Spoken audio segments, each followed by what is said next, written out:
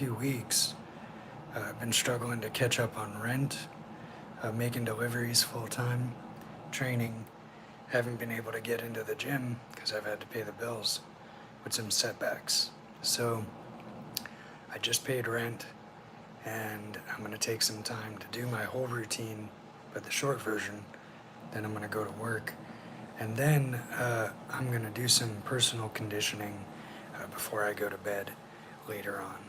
So yeah, please join me if you're watching this or rewatching it. Do the practice at home. This is a really good way to make your life meaningful through an in-depth meditation practice and also um, a routine of physical health and fitness. So we just had this hurricane here and there's a few things going on in my life, but this kind of routine will help me to stay happy, healthy, wealthy, and wise, and also out of trouble. So, I do these things. So we'll get set up here. My room's a little bit messy, and I'm going to clean it after meditation before I do yoga. I've been putting the cats in here when I go out on deliveries, so maybe we'll see them playing with their stuff while we meditate.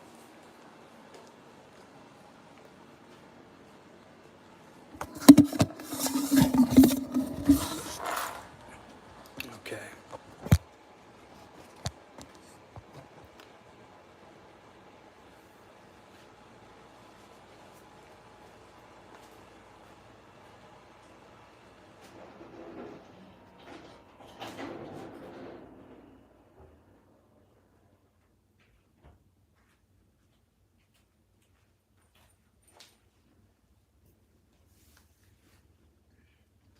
So if you're just joining, we're going to practice this Tibetan Buddhist meditation on the Buddha, and then we will do some yoga and some martial arts workout.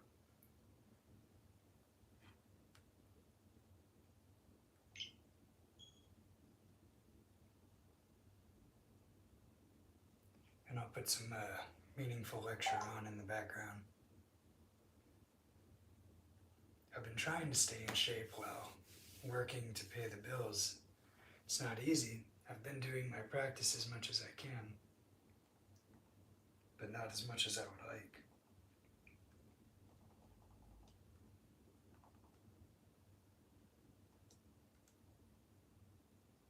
So we'll go ahead and get started.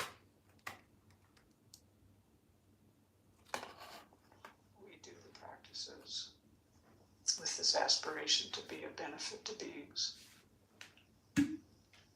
not to harm them,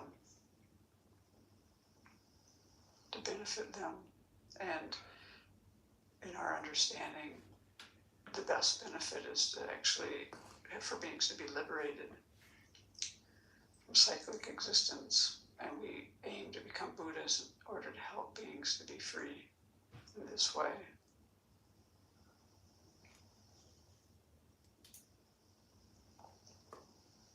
So generate those thoughts in your own way.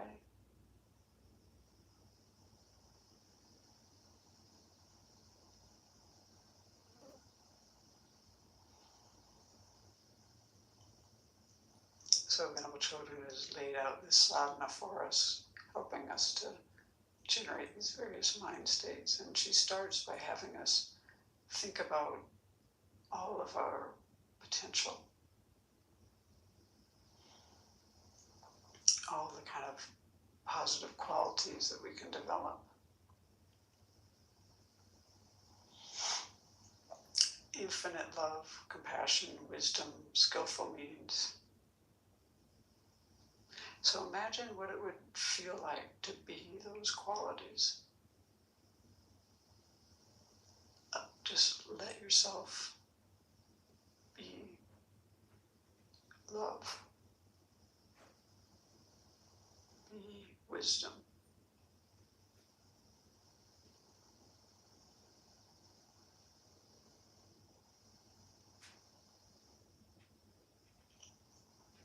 Try to feel the expansiveness and peace in your heart.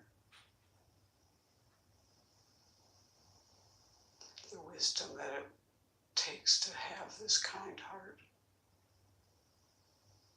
to be unencumbered in any way, vast and expansive.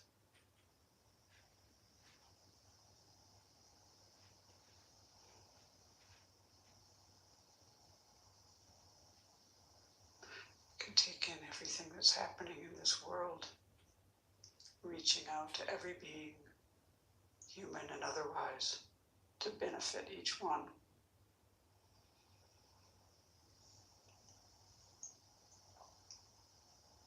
So now imagine that these qualities of love, compassion, wisdom, skillful means appear in front of you in the form of Shakyamuni Buddha. So imagine this Buddha in front of you, in the space in front of you made of radiant, transparent light. He's sitting on a throne, above which is an open lotus flower and cushions of the sun and moon discs.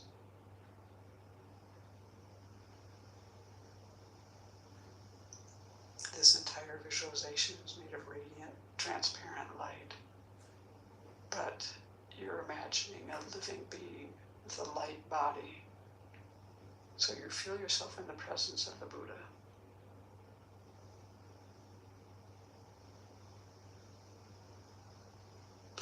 The Buddha's body is golden in color. He wears the robes of a monastic. His right hand, with the palm down, rests on his right knee. The earth touching mudra. And his left hand is in his lap holding a bowl of nectar. And this nectar is the medicine to cure our afflictions and all of our hindrances. And the Buddha's face is very beautiful. You can look at the Buddha's eyes. He's smiling, his eyes are smiling. He's looking at you with total acceptance. And as he looks at you, he's also encompassing all sentient beings.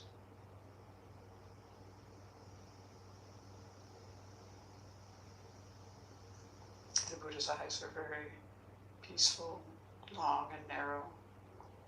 His lips are red and his earlobes are long. Imagine rays of light radiating from every pore of the Buddha's body. This golden light going out to all the parts of the universe, touching beings, carrying miniature Buddhas to help beings.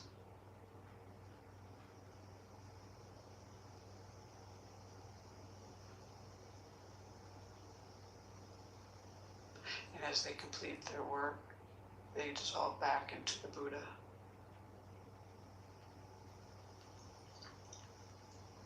The Buddha is surrounded by the entire lineage of spiritual teachers, all the meditational deities, innumerable other Buddhas, Bodhisattvas, Arhats, Dakas, Dakinis, Dharma protectors. And at the side, near each spiritual mentor, is an elegant table, and on it are Dharma books. The sounds of the Dharma fill the air.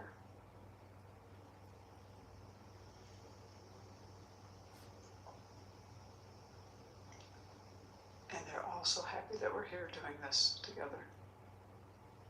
Imagine their minds just blissful and peaceful, gazing at all sentient beings. So you imagine that actually you are surrounded by all sentient beings in human form. Your mother of this life is on your left. Your father of this life is on your right. Any people you have difficulty with, you imagine in front of you, facing the Buddha, keeping them there for protection.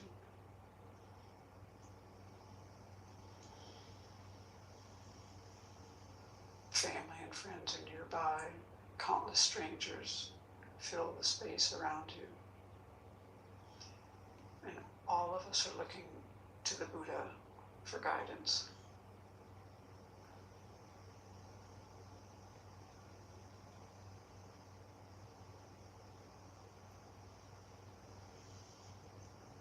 So first we need to cultivate a sense of refuge. So we think of all the dangers of cyclic existence. Just think about how things are not secure. We run into dissatisfaction, often dukkha, often. And people, all the beings around us, all the sentient beings around us, are also in the same boat, floundering in cyclic existence. And many of them have not met any kind of teachings that will help them out of this quagmire. So we generate compassion. And now think of the wonderful qualities of the Buddha, Dharma, and Sangha, and generate this sense of confidence in them, in their ability to guide you out of all of these recurring problems. To take refuge, we need to cause this kind of concern, this kind of alarm, fear type, and also this confidence and faith and the compassion. So it is possible, on the basis of your present life and mind, to free yourself from all of these undesirable experiences. So resolve to explore that possibility to the fullest.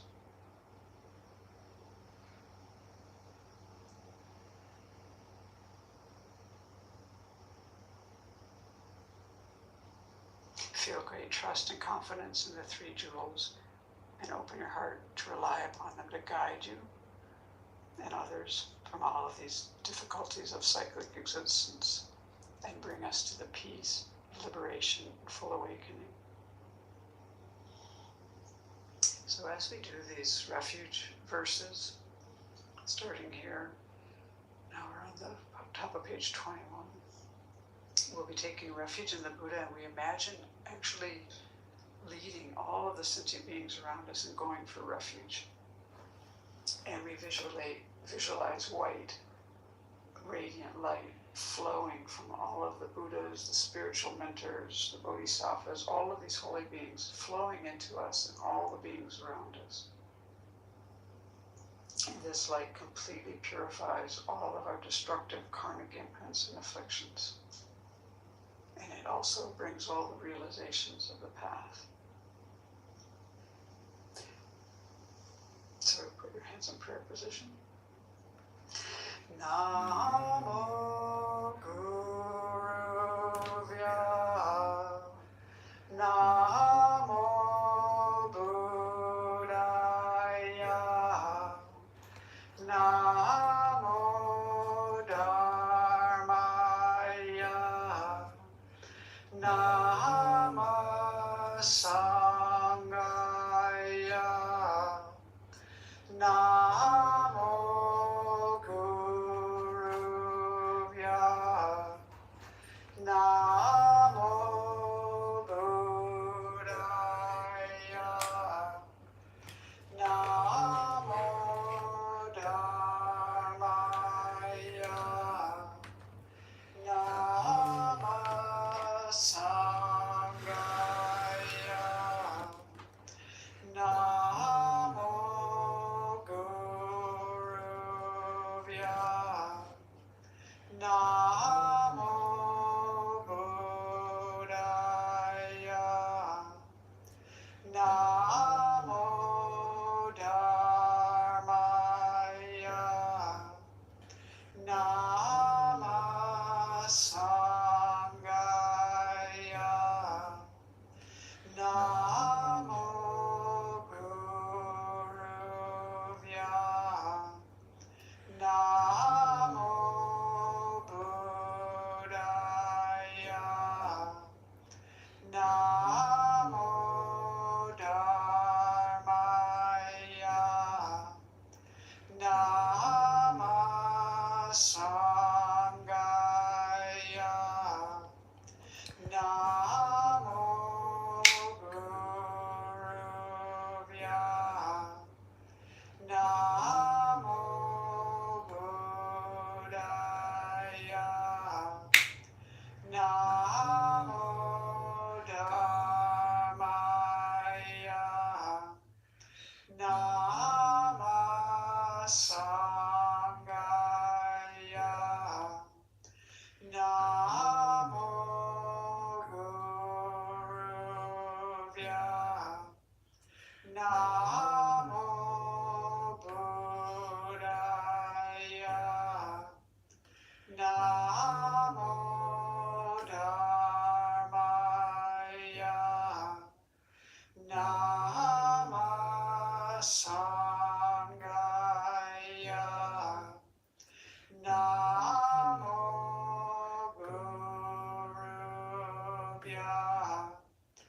Namo Buddhaya.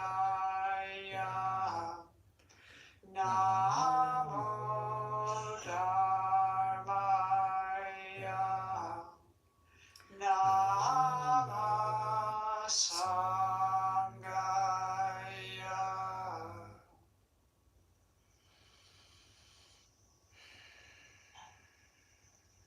So feel that you've come under the protection of the three jewels.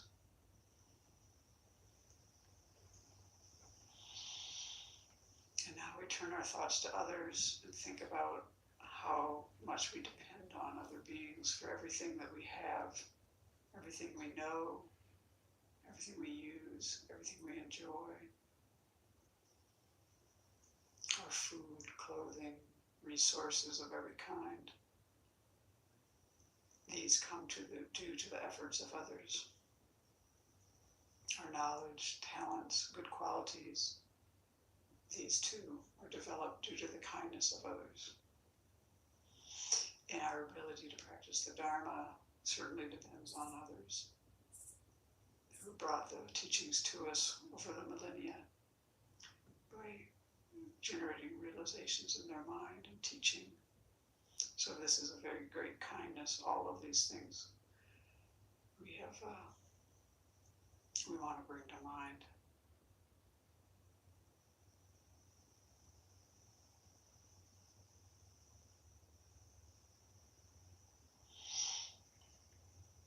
Our innermost wish is to be free from suffering. And this is the case for everyone else as well. We want to be happy, and all beings want to be happy. And like us, they encounter many difficulties, problems, sufferings. And usually, actually, their difficulties are more so than our own. Not always, but often. And when we examine our capacity to help beings, we find that we're actually quite limited.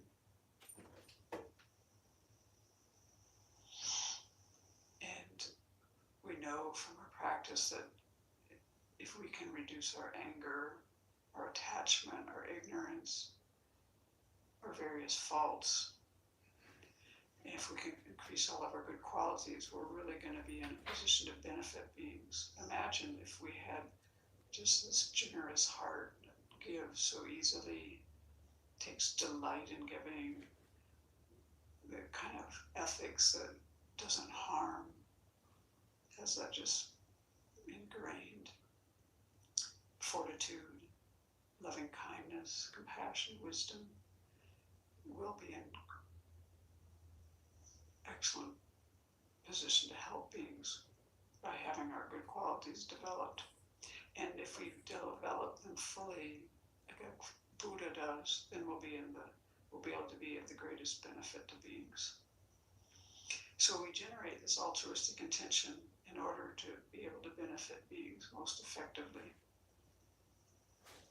So as we take refuge and generate bodhicitta, imagine that light is flowing into you from all of these Buddhas and holy beings. And it's flowing into you and all the sentient beings around you. So we're on the top of page 22. I take refuge until I have awakened in the Buddhas, the Dharma, and the Sangha. By the merit I create by engaging in generosity and the other far-reaching practices, may I attain Buddhahood in order to benefit all sentient beings. I take refuge until I have awakened in the Buddha, the Dharma, and the Sangha. By the merit I create by engaging in generosity and the other far-reaching practices, may I attain Buddhahood in order to benefit all sentient beings. I take refuge until I have awakened in the Buddha, the Dharma, and the Sangha. By the merit I create by engaging in generosity and the other far-reaching practices, may I Buddhahood in order to benefit all sentient beings. So imagine the Buddha is so pleased with your altruistic intention. And a replica emerges from the Buddha, comes to the crown of your head, melts into golden light, flows into you. Feel that you and the Buddha have become inseparable.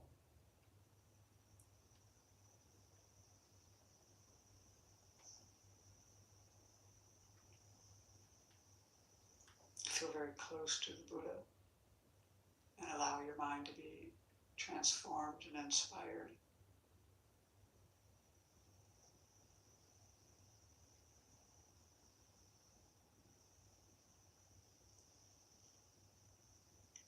Let go of all conceptions you have about yourself. Let go of any self-denigrating thoughts.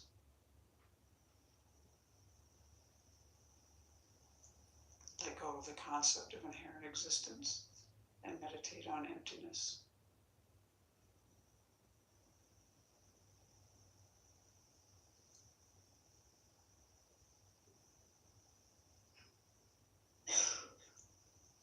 At your heart appears a small Buddha made of light. He radiates the light of wisdom and compassion in all directions throughout the entire universe. And this light transforms all sentient beings into Buddhas and all environments into pure lands, which are places where all the circumstances are conducive to practicing the Dharma and generating realizations. So imagine this.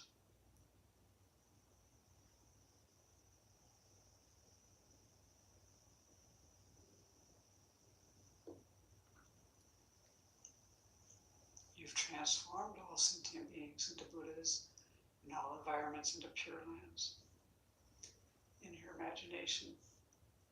But why hasn't this become a reality?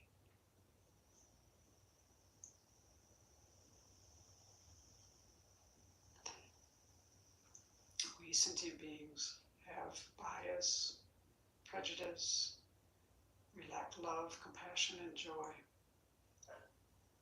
So now we want to wish ourselves and others to have all of these qualities. So we contemplate the four immeasurables. We do this to reinforce our own felt experience of love, compassion, joy, and equanimity for everyone. Friends, strangers, enemies, relatives, people you don't like, people you don't trust, anyone, everyone. So as we say those four immeasurables, you want to listen to yourself say the words and contemplate as you recite.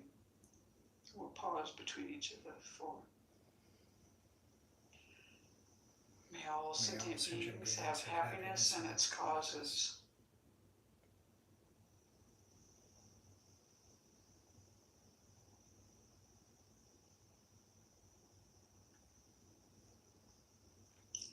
May all sentient beings be free of suffering and its causes.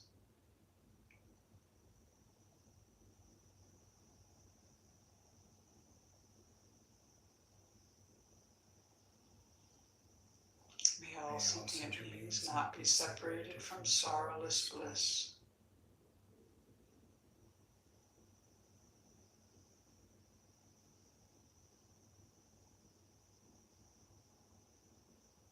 May all sentient beings abide in equanimity, free of bias, attachment, and anger.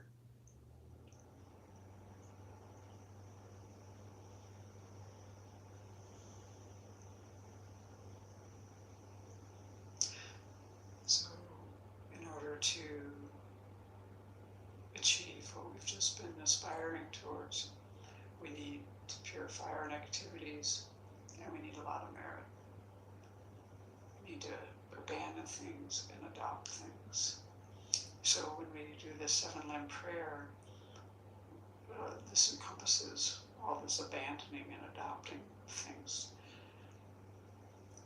So we'll pause after each line. And you want to have your hands in the prayer position for this. prostrate with my body, speech, and mind. So imagine yourself and all the beings, the sentient beings around you, making prostrations to all the holy beings in front of you in the field of merit, repeatedly prostrating.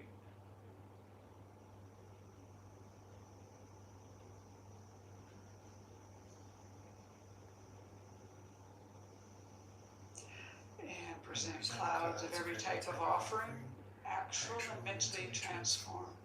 So imagine offering everything beautiful to the Buddha and all the holy beings. You can fill the sky with offerings. Make it very lovely and beautiful.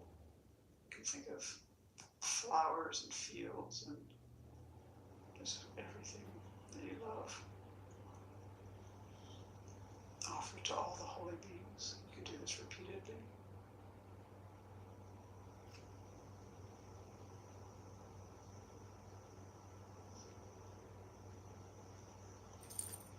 I confess all my destructive actions accumulated since beginning this time. So now we do a glance meditation of the four permanent powers. For this, bring to mind something that you wish to purify, some fault or mistake. Bring it clearly to mind and generate regret for that.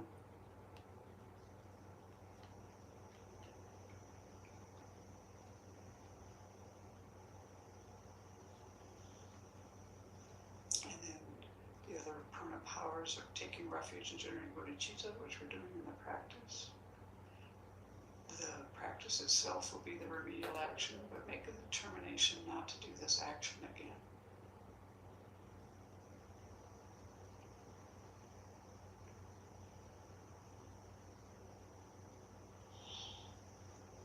And rejoice in the virtues of all holy and ordinary beings. So think of common sentient beings like ourselves, the holy beings, and delight and rejoice in all of the virtue created by any kind of being. Let go of any jealousy, envy, and just rejoice in the goodness of the world.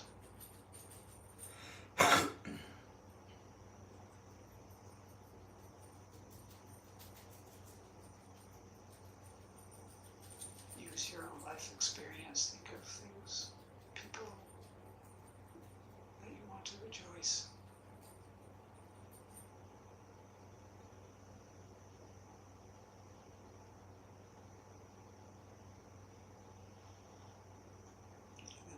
Verse. Please remain until cyclic existence ends. So now we offer a double dorje. This symbolizes long life. We offer this to the holy beings. We do this requesting them to live long, to always be a part of our life. And you can do this multiple times in your imagination.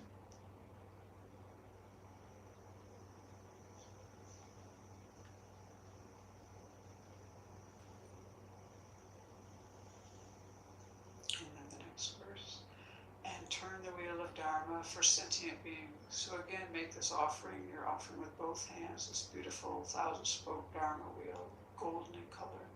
Offering this to the teachers and the Buddhas to guide you and to continue to teach the Dharma.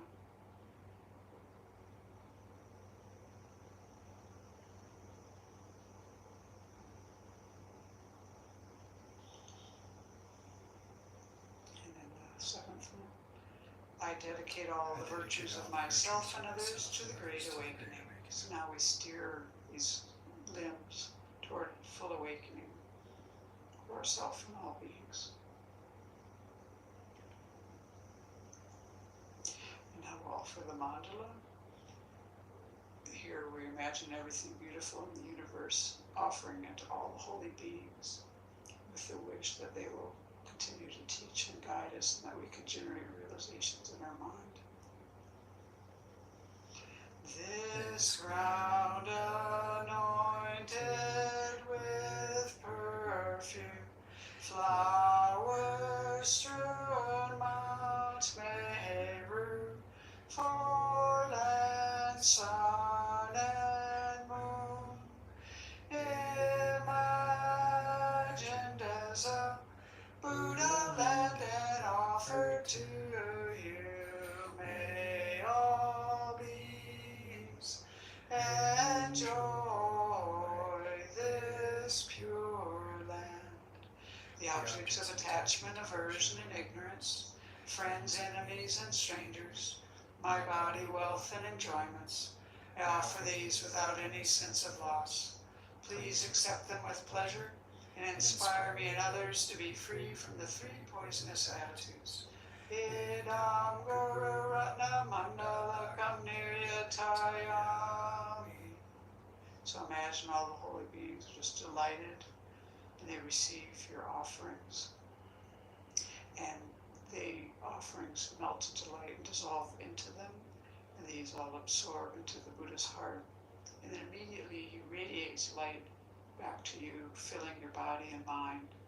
And this light inspires you to accomplish the path to full awakening.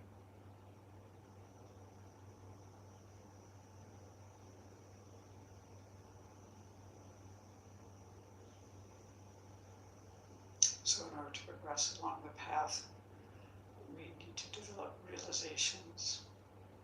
And in order to do this, we need the inspiration of the lineage of spiritual mentors, especially your principal teacher or your root guru, who is the one who has touched your heart deeply. If you don't have a specific teacher, just think about Shakyamuni Buddha, or maybe you have a connection in your mind with his holiness. And we need to make this request, page 25. Glorious and precious River, sit upon the lotus and moon seat on my come, guiding me with your great kindness. Bestow upon me the attainments of your body, speech, and mind. And so then, at this point, you imagine that a replica of your teacher in the aspect of the Buddha emerges from the Buddha in front of you. And it comes to sit on a lotus and moon disc on the crown of your head, facing the same direction as you. So then this Buddha on the crown of your head is going to act as an advocate for you to request inspiration from the entire field of merit as we continue with the request. And we're doing the long one on page 26. Buddha, unequal teacher and guide, venerable protector Maitreya, successor, superior Sangha prophesied by Buddha, to you three Buddhas and Bodhisattvas I make request. Buddha, head of the Shakya clan, the foremost guide, peerless in expounding emptiness, Manjushri, embodiment of the Buddha's complete wisdom, exalted Nagarjuna, best of the superiors who sees the profound meaning, to you three crowning jewels of clear exposition I make request. Atisha, upholder of this great vehicle, who sees the profundity of dependent arising, Drone Rinpoche, elucidator of this good path, to these two ornaments of the world I make request.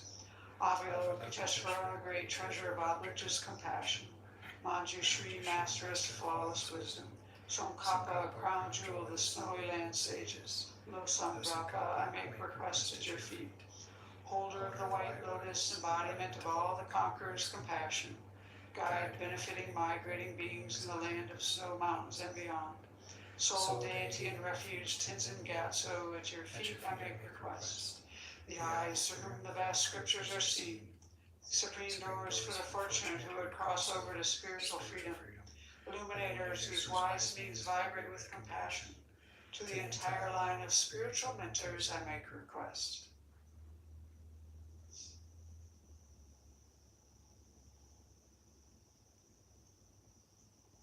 So imagine all of the figures in the field of merit melting into light and dissolving into you. Into the central figure of the Buddha in front of you. All the Buddhas, the Bodhisattvas, the Arhats, Dakas, Dakinis, Dharma protectors, all of these beings melt into light and dissolve into the central figure of Shakyamuni Buddha.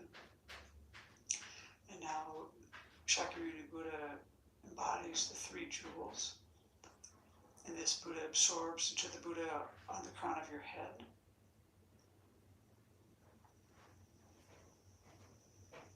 And then as we recite the Buddha's mantra, try to let your mind be very open and receptive.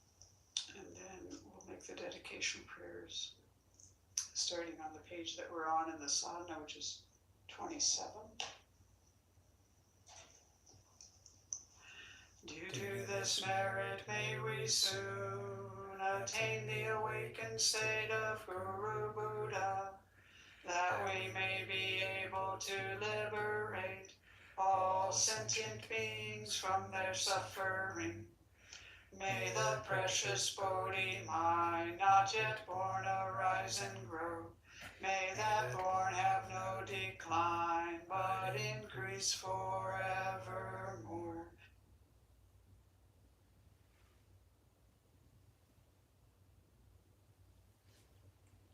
Meditate, pick on our heavy here. We meditate for 5 minutes. Silence. And then we start doing whatever.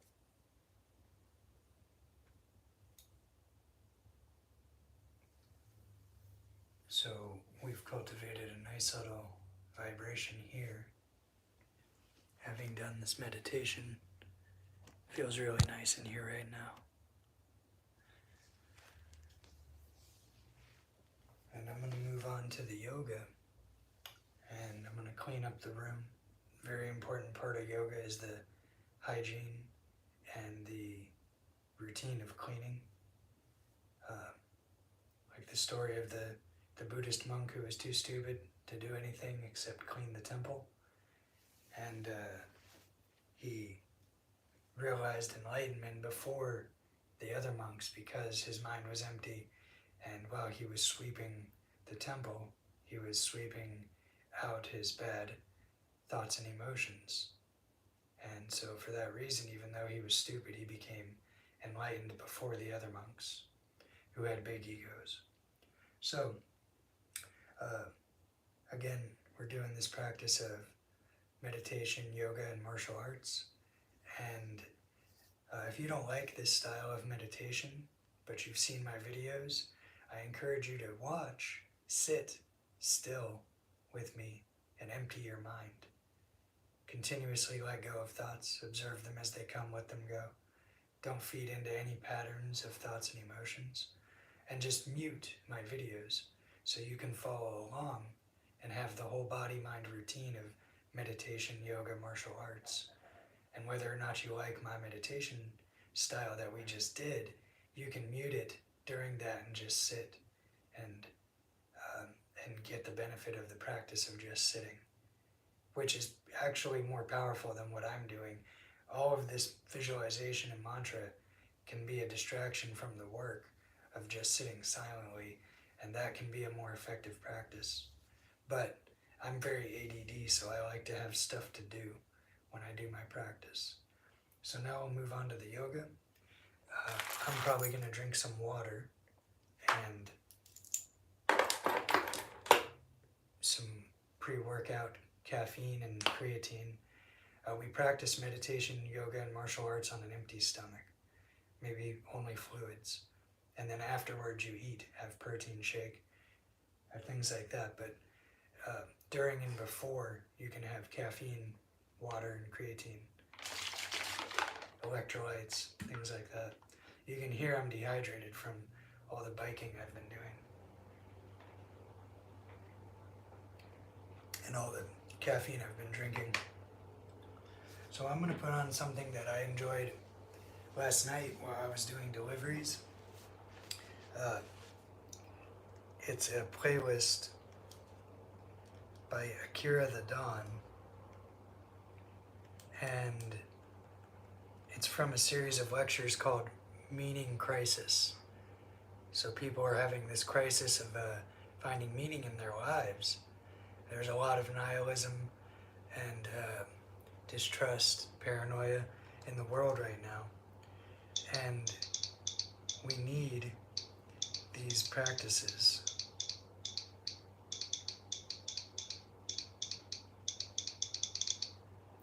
To give meaning to our lives. Hey buddy. This is Pikachu the cat. The other one is Bulbasaur. Pikachu's the big boy.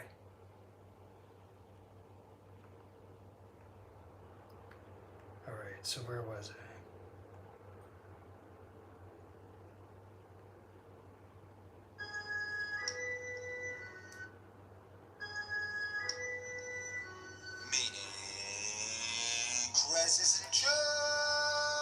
It's funny. Just playing one of the songs. Orchestra's very expensive.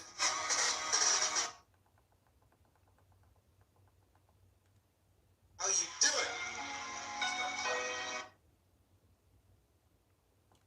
Wait, four! Turn into albums, and then we go to the future. Then we There we song go. that would be epic. That will be epic. That will be epic, brothers and sisters. What do you say? What do you say? Cindy Betty says that sounds surreal. RP says sounds like a scene from Big Fish. Angus Villiers says the orchestral You revival. gotta move, buddy. Savage Chill says that would be some next level epic right there. I would say that will. That will. Language is powerful, brothers and sisters. That's one thing I've learned. One thing I've been really trying to pay. I've been really paying attention. See, that was it right there. I've been really paying attention to, particularly during these streams. I've been paying attention to the language I use. As you know, I stopped using the Lord's name in vain. I stopped damning things. I used to damn everything, didn't I? I'd be like, I was damning you. How could I have done that? Now I bless everything. God bless. I say, God bless. When previously I was damning, you know. Life is wonderful. Feels like it works, right? It feels like it works. Savage Jill says, okay, fair enough. It will be some next level effort. Yes, it will. Daniel Lazarevsky says, get that cello solo in. You already know. I'll be down here with my tambourine, you know. Hey, guys. Yeah, my goodness. There's actually video footage, I believe, of that orchestra recording day. I'm going to try and dig that out. I bet it'll be really, really small. All the videos Right, recorded in 2005 were very, very small. I don't know why, but they were tiny videos. I think people had small, everyone was tiny then, maybe. Maybe we were all borrowers. Maybe What is he everything just talking grew about? apart from the videos. Shut up. Remade by Radiohead. Rocky Rebel.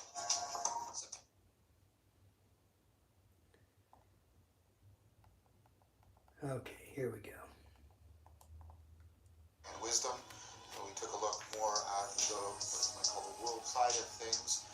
And we took a look at Aristotle's worldview, the two components, his conformity theory, which is an important alternative understanding of knowledge, contact epistemology, and intimate knowing and being with something, and how plausible that contact epistemology actually is. And then we also looked at a plausible, turned out to be false, but a plausible model of the world that is very consonant and consistent with that conformity theory. This is a world, a geocentric world that is moved by natural motion. It's a cosmos. And then we use that to discuss how the theory of the world and the theory of how we know the world and be within the world are intimately mutually connected and mutually supporting. And you get worldview attunement and how that creates existential mode in which we are co-identifying the agent and the arena and creating the meta-meaning, the relationship that makes all individual acts and events and situations and places meaningful for us. How important that consonance is between our existential mode and our intellectual understanding, and why Aristotle is so prominent because of his capacity to create a worldview that lasts for millennia and being so well attuned a worldview. We then paused from our discussion of the Actual Age in Greece, and we moved to the Actual Age in India for the explicit purpose of trying to discuss the impact of the mindfulness revolution. And part of the thesis of the series is the mindfulness revolution is in response to the meaning crisis in the West, and the growing confluence between Buddhism and cognitive science is an attempt to address and provide solutions to the meaning crisis in the West. We started by looking at the figure who epitomizes the actual revolution within India, and that's Kartik Khan. And we began by looking at his mythological biography. We're going to remind you again,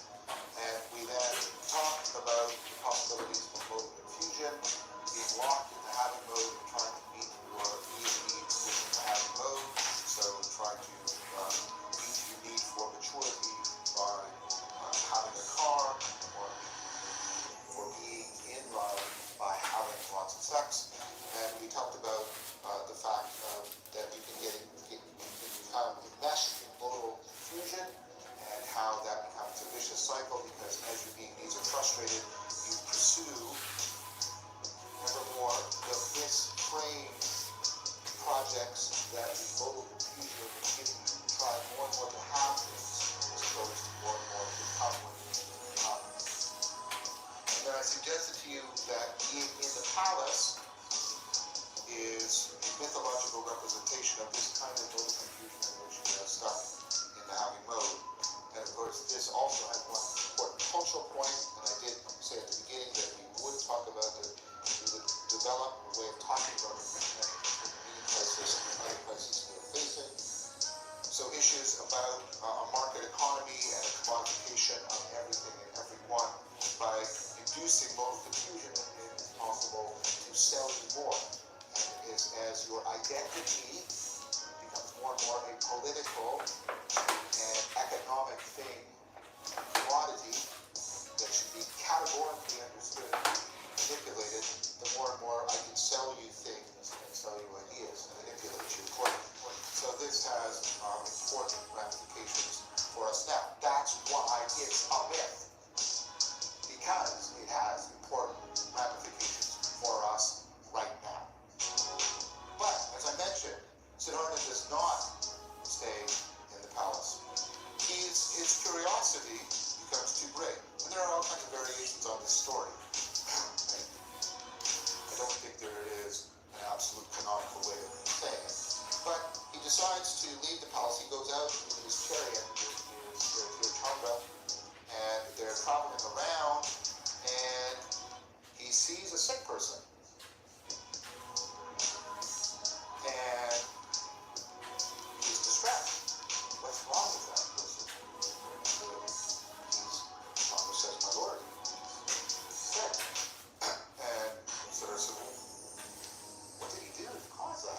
He said, nothing. It happens to everybody. Everybody gets sick at some point. It's just part of the way of things. You can see this is the axial awakening, right? Remember, the axial revolution is awakening about what's actually going on in the suffering world. And so Siddhartha is very distressed. He's like, what? But I could get sick too? And Chandra said, well, of course. Of course. I mean, part of the conceit of the myth is that Chandra is sort of oblivious to Siddhartha's whole history, which is, of course, unbelievable, but that's the point of a myth. To get you to realize things, not to convince you about historical truths. So, Siddhartha is distressed, and he says, take me away from here, I don't want to see this anymore. And so they drive along, and they meet an old person. And Siddhartha says, stop, is that person sick as well? No, my lord, he's not sick. He's old. Old? What do you mean? Well, this happens to everyone through the passage of time.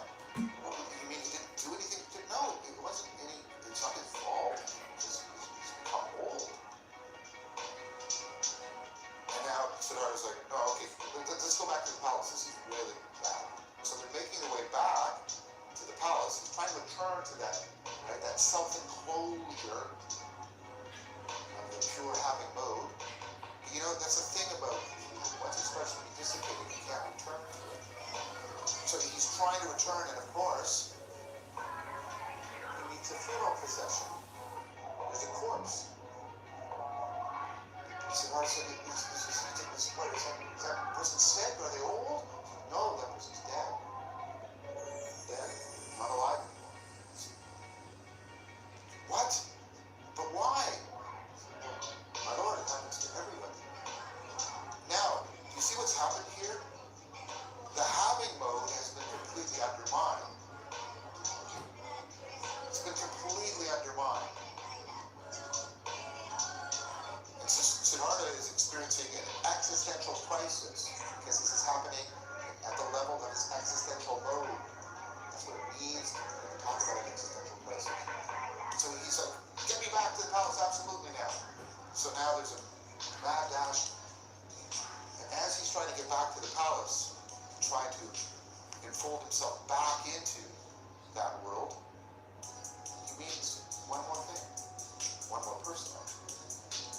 He meets a mendicant. He meets one of these people that has given up the having mode.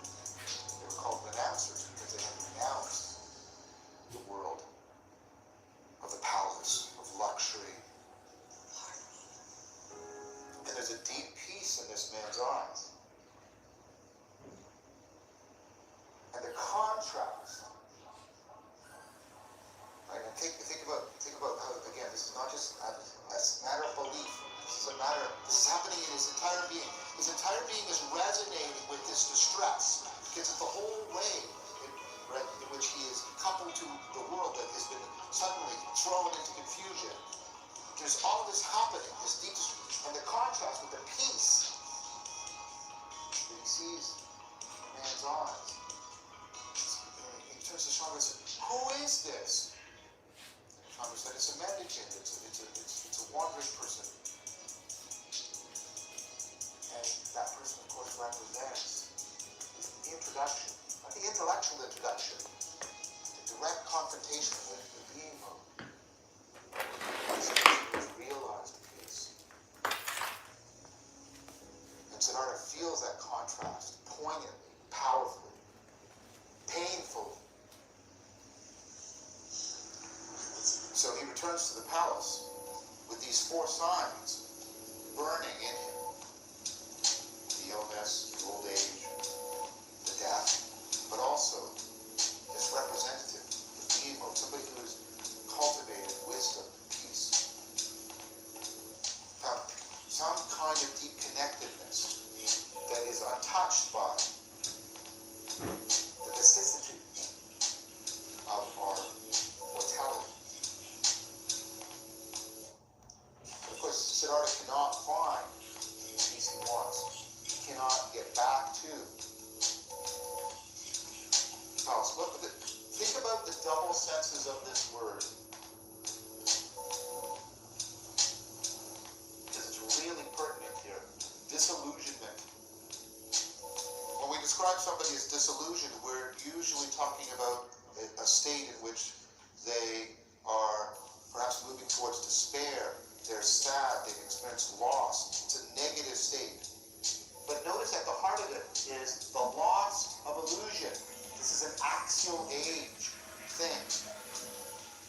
He is losing the illusion of modal confusion, and he's losing that sense of belonging that he had when he was in the palace. He doesn't belong there anymore. He tries to make it work. We're going to talk about this later. We're going to talk about it. Why is it after people have these kinds of awakening experiences, they feel that they need to transform their whole lives, that they can't go back, that there's something irreversible about it? This is something we're going to directly talk about.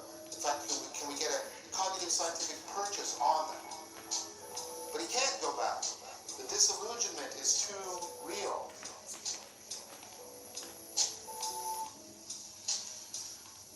So he decides to leave. And this is not an easy choice. He has a wife, he has a child. We may, in fact, even ethically criticize him. He's abandoning his son, he's abandoning his wife. But there's a sense here that, and of course we should make moral reflection, we should make moral arguments. But what the myth is saying is the moral life sits upon something deeper. That carrying out your moral responsibilities well, important, of course, can ultimately be rendered meaningless if you've lost meaning. Morality depends upon your life being meaningful. We're going to talk about this a lot later when we talk about the work of Susan Wolf and others.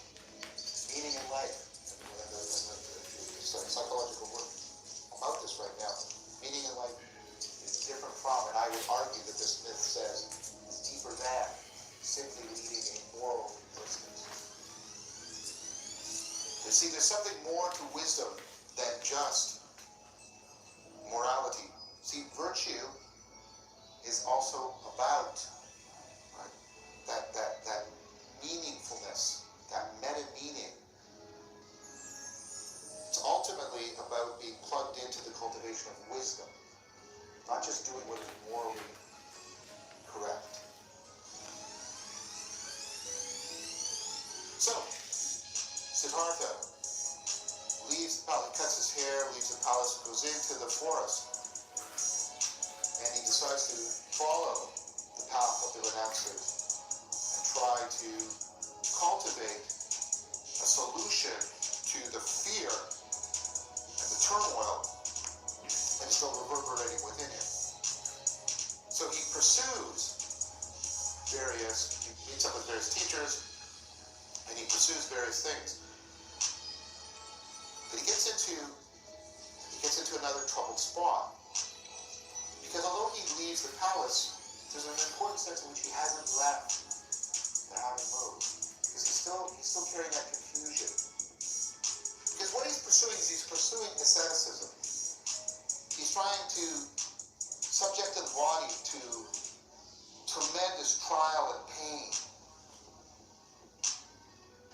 trying to bring it into complete submission. So he's practicing self-denial. I mean, you can see why this would make sense, right? The palace was all about self-indulgence, so surely the solution is self-denial. I mean, that seems reasonable. Think about how often we do these swings between self-indulgence and self-denial. So he starves himself to the point where you can see his spine from the front of his body because his belly is so withdrawn and gaunt. It's pressing against the vertebrae of his back.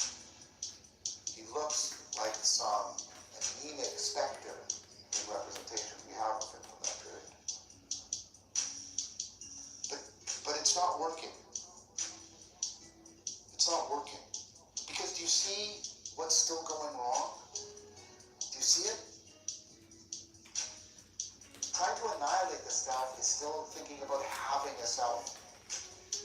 He's still in the having mode. He's just transferred it from having bodily things to trying to have his self.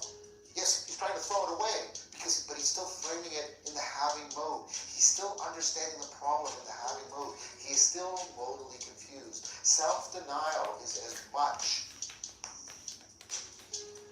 an aspect of this confusion as self-indulgence, because it's merely the negation of self-indulgence. It is not its transcendence.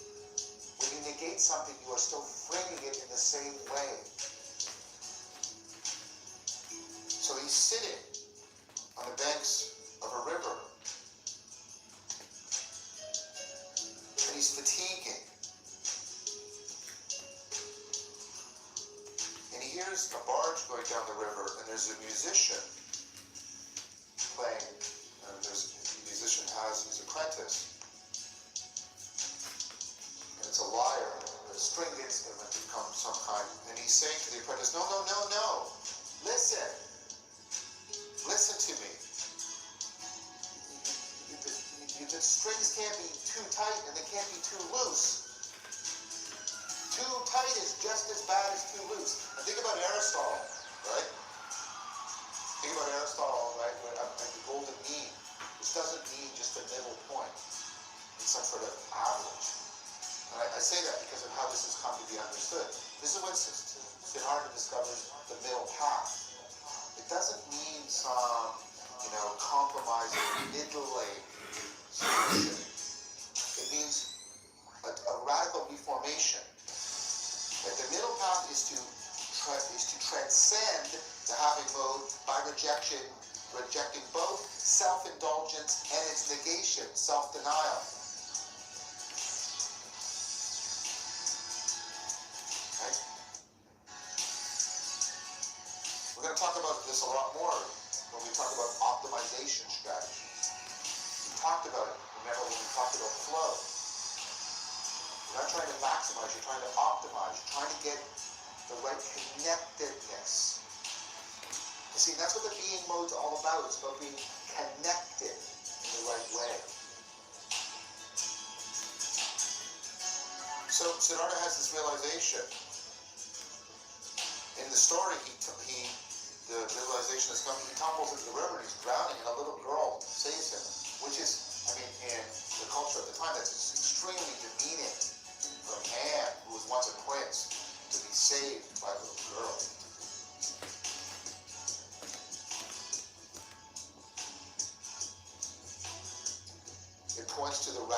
consciousness of the change that's occurring for him. She gives him sort of the equivalent of rice pudding. That's why on Bodhi Day, Buddhists will often eat rice pudding to celebrate that fact. So he realizes he must pursue the right path. He must find a way of optimizing his cognition that allows him to transcend and rediscover this missing mode, the mode that he saw in the eyes of the mendicant.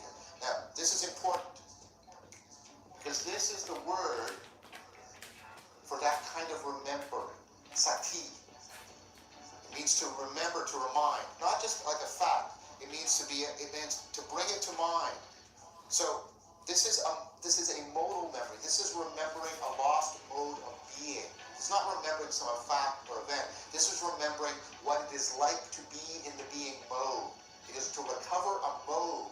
It is a deep kind of restructuring of your being. It doesn't mean just simply remembering or reminding yourself. It's like when you go back to a place that you haven't been for a while and you start to recover and remember an identity you used to have there. While you were away from the place, you remember the facts and the event, but when you go there, right, this is what it was like to be me at this time. It's that kind of remembering. It's a modal memory. Right? It has to do with that participatory knowing we were talking about. Siddhartha is trying to remember the being mode. It's in the eyes of the renouncer. Now, why do I bring this word up and go on about this? Because this is the word that is translated today by this term, mindfulness.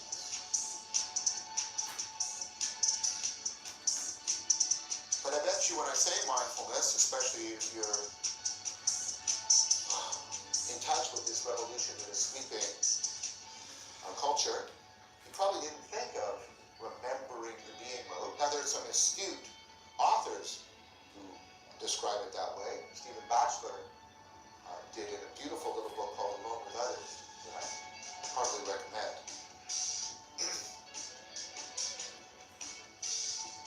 Siddhartha is going to pick up on these psychotechnologies of mindfulness that he's learned from his teachers, but he found inadequate because he's going to transform them because he precisely wants to remember. He wants to recover, is a better word, I think, the being mode.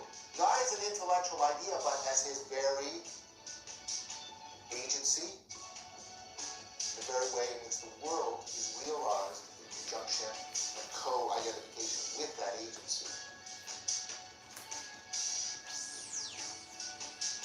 So, I want to stop now this story. We're going to pick it up at what Siddhartha does in order to bring about this recovery. But I'm going to give you one way of thinking about it that we're going to build towards. Another way in which you remember in this sense of sati is when you wake up. Remember, we talked about this as one of the metaphors, the myths that people use for talking about self-transcendence. There's enlightenment, there's waking up, there's going from being a child to an adult. We'll come back to these again and again.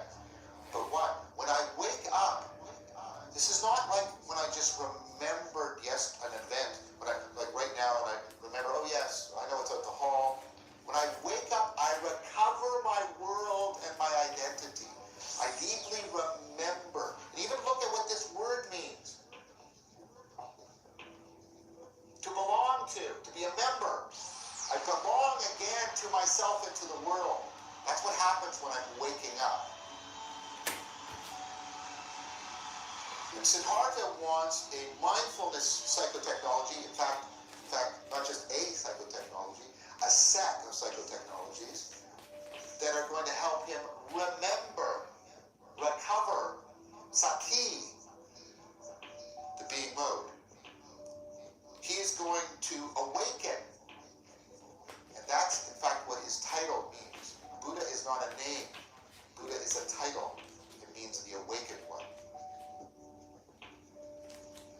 we need to talk about the cognitive science of mindfulness because we are here looking at Siddhartha precisely because of the mindfulness revolution that's happening here and now today. And the mindfulness revolution is a response to the meaning crisis.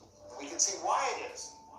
Even better if we resituate it within Siddhartha's myth.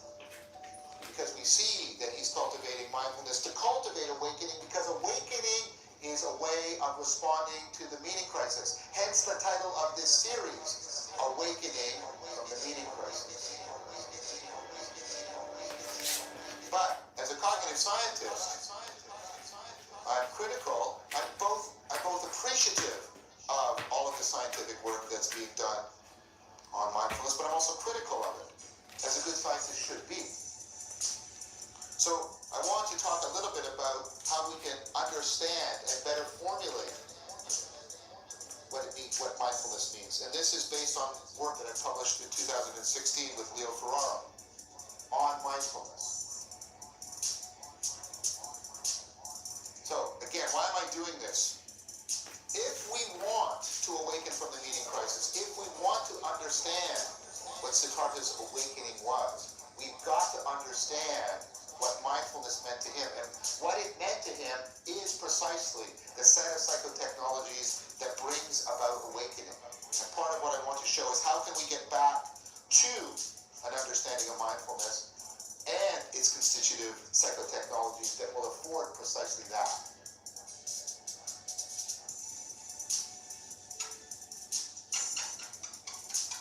How can we get a deeper understanding of the cognitive processes at work in mindfulness and how they can afford such important existential transformation? So if you ask people who are pursuing mindfulness practices, meditation, contemplative practices, I'll try to argue later why those shouldn't be treated as synonyms, for example, even though they often are. So give you a sort of standard understanding of what mindfulness is. And what I want you to first note is how much it is not picking up on what we've already said about sati. So people will tell you that to be mindful, what you're trying to do is pay attention to the present moment in a non-judgmental fashion. Trying to learn how to, and notice there's a hint. Look, there's this hint of the being mode, remembering the being mode still there, because we'll say it's about being present. They're invoking, right, the being mode, but they're doing it in a way that, well, helpful is maybe misleading. Now, I want to make sure that you're understanding what I'm criticizing, what I'm not criticizing. In order to do that, let me tell you a little bit more. I both study mindfulness scientifically and do work on it, experiments and publish theoretical work on it. I also teach. I teach it, as I mentioned. I teach meditative practices, I teach contemplative practices, and I teach extracurricular Tai Chi Chuan, which is a form of moving mindfulness. So I am familiar with both the academic attempt to explain mindfulness and the pedagogical attempt to teach it.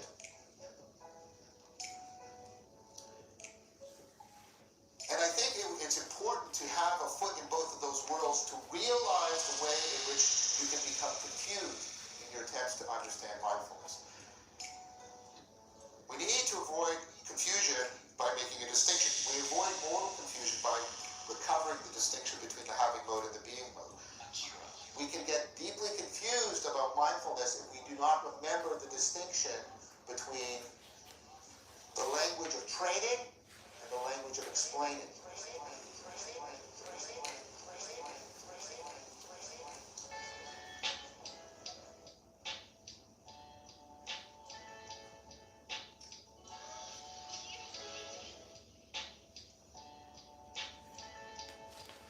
This is the language I use when I'm teaching people meditation, contemplation, and Tai Chi. I use language that helps them acquire the skills. This is language of imitation and involvement, and I can depend on our presence together. I can depend on the pragmatics of the situation. I can depend on the fact that their goal is that they want to acquire the skill. And so I'll use language there that's appropriate for that. But if I were simply to use that language unquestioningly here, I would make a mistake. Let me give you an example, and I'm going to use an example from memory because of the connections I'm making between mindfulness and memory. One of the most powerful ways you can train your memory is to use what's known as the method of location, or the method of loci, if you want to sound more pretentious.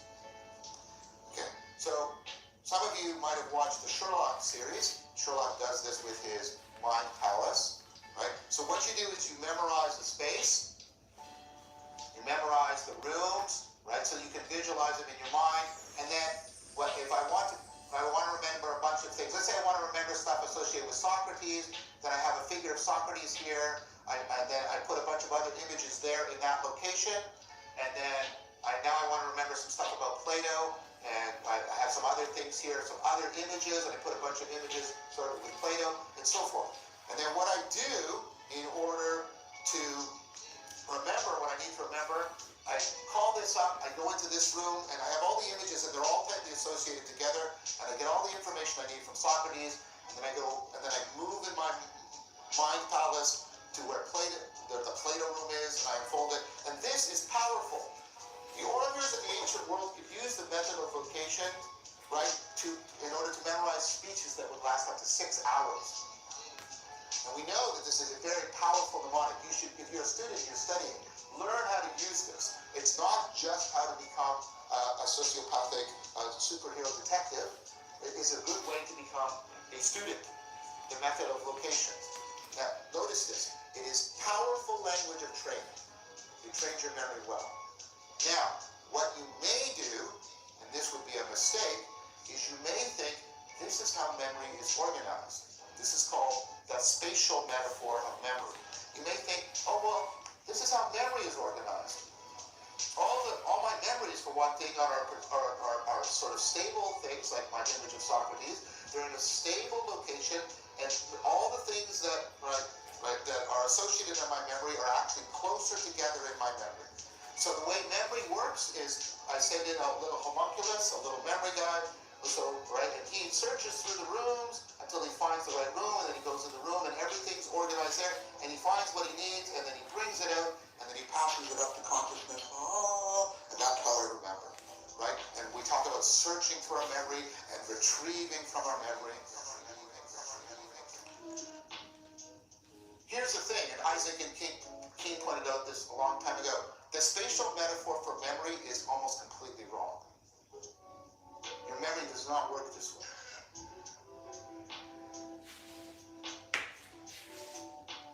It doesn't work this way. That's a mistake. Here, I'll show you. Right? So, tell me quickly, other colors associated with blue. You'll say red, green. Tell me other words that rhyme with blue. Shoe, new. Okay, so red is close to blue and shoe is close to blue. Yes? So that means what else is close? Shoe and red. So when I say shoe, you should think of red. Do you? Of course you don't. Here's another way in which your memory isn't laid out this way. You rapidly know when you don't know something. What's Meryl Streep's phone number? I don't know. Have you ever been in Bangkok? No.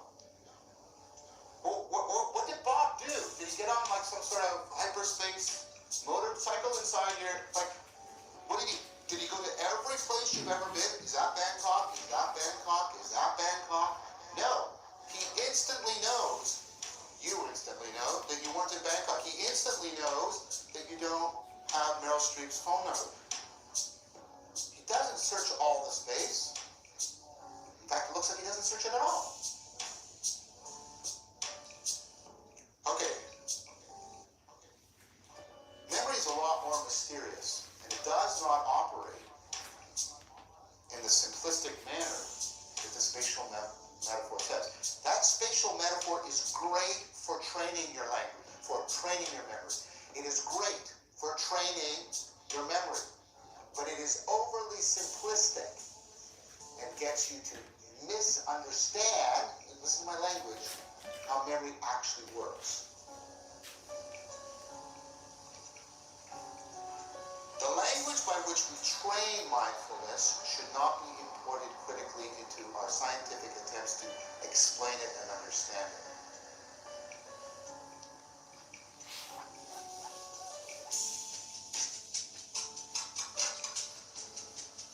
Paying attention to the present moment. First of all, I have to know what it is to pay attention. I'm going to show you that that's way more problematic than you think it is, because you're probably thinking it's operating according to another metaphor, shining a spotlight. To pay attention to the way it shines a spotlight. What's the present moment? I mean, when I'm training you, yeah, you can sort of just make it happen because you can rely on the concept. But what's the present moment? Right here, right now? That nanosecond? This second?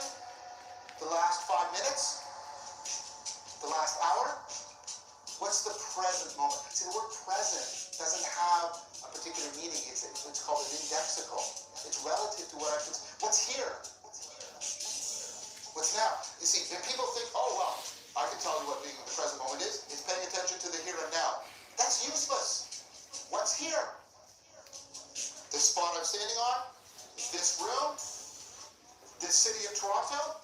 This solar system? This universe out of all of the universes in the multiverse? What's now? See, you're not explaining anything. That language helps train people, but it's overly simplistic and misleading when we're trying to understand. What we need to do is reformulate mindfulness, and we need to do it in order to recover what Siddhartha was talking about. How can we understand mindfulness such that it can tell us how people can become awakened? That's what we need. That's how we have to reformulate mindfulness. So let's try and do that. Let's make use of some of the things we've already built upon here. We can bring in Plato to help us, and what a great ally that is to have. Because do you remember what Plato pointed out? That our knowledge is not captured just by a list of features. Remember, the bird isn't just the wings, the feather, the beak. It's also the structural functional organization. The thing is, if you look at most people's definition of mindfulness, even in scientific articles, all they give you is a feature list. To be mindful is being present, which we've got to do something about because that's just language of training. It's not explanatory language, right? Not judging.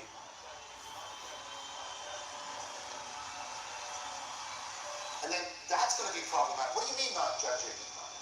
I'm supposed to pay attention to my breath and not pay attention to my distractions. That's the kind of judging. What do you mean not judging? Well, right. What does it mean?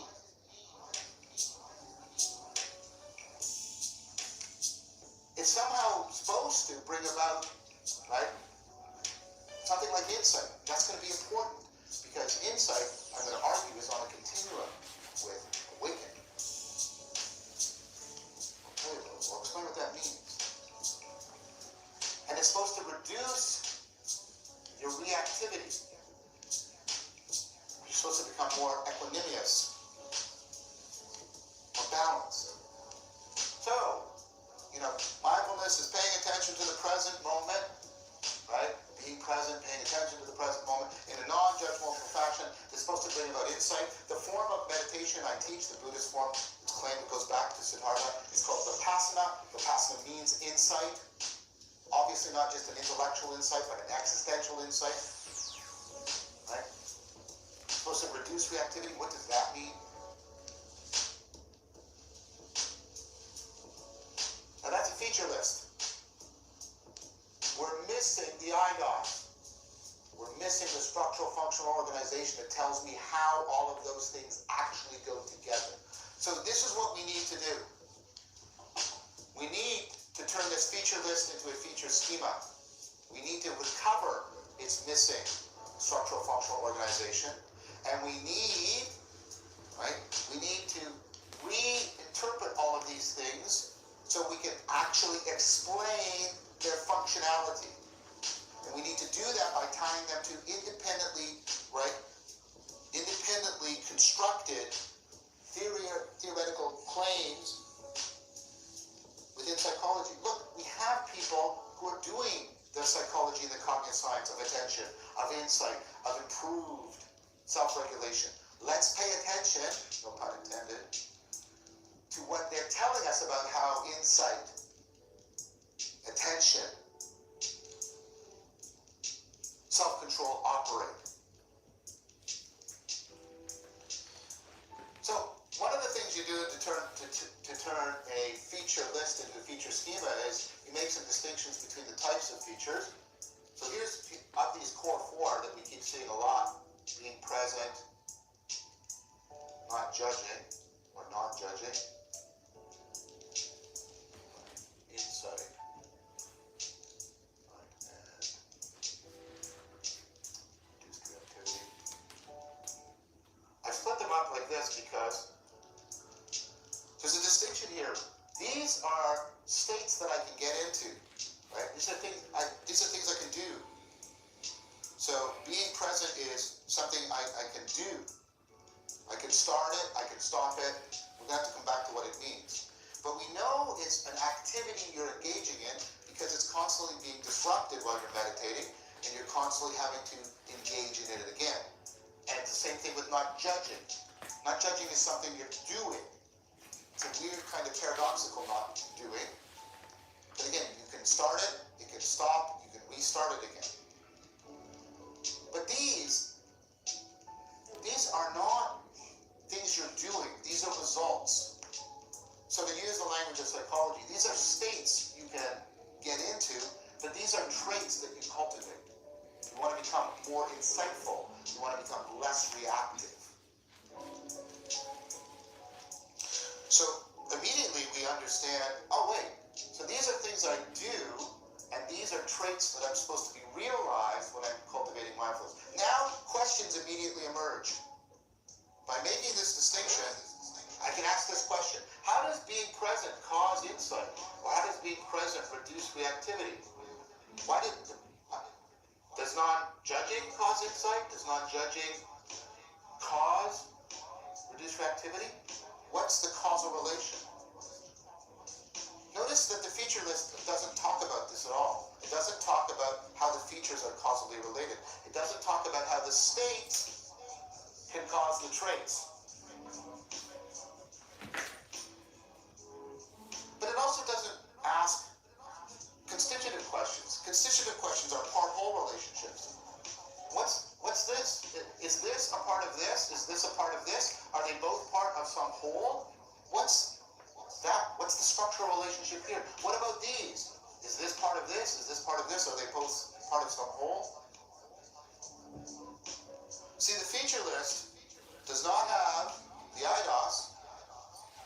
And by not having the IDOS, or not looking for the IDOS, it's not asking any of these questions, these causal and constitutive questions. Now, as we start to answer these questions, and as we start to answer them with the language of explaining rather than the language of explaining, we will turn a feature list into a feature schema.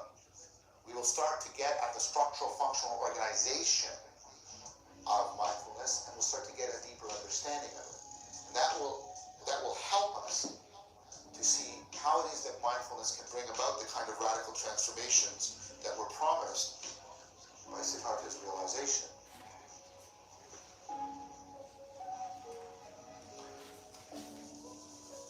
All right. So I'm going to focus on this one right now.